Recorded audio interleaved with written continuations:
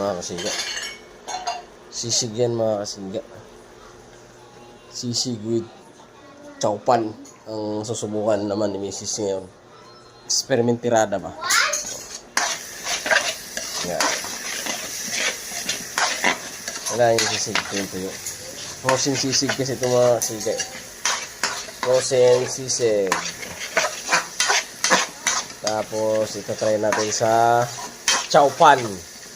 Rice. Nasaan na yung rice? Rice. Kunin natin ng rice sa Mini Master. Oo.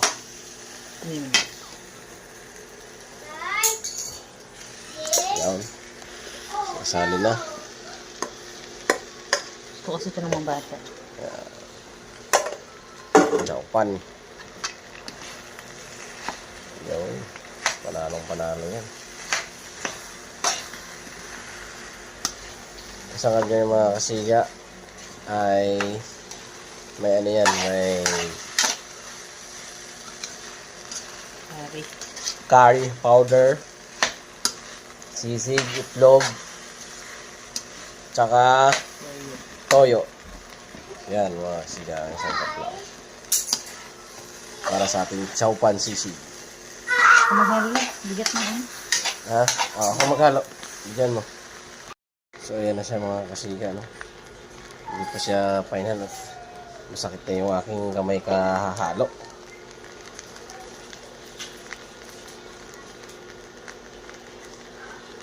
Haluin pa natin ulit.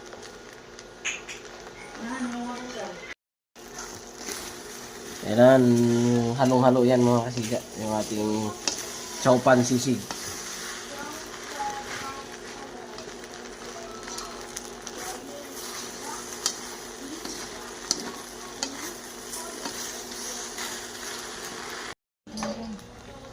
Yan.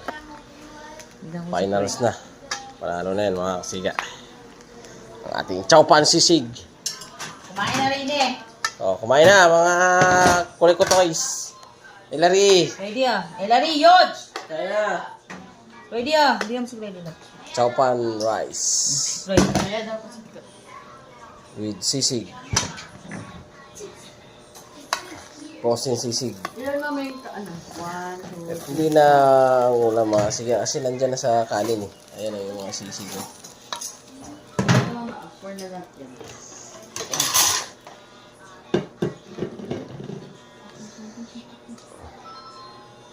Mayonnaise siya, no?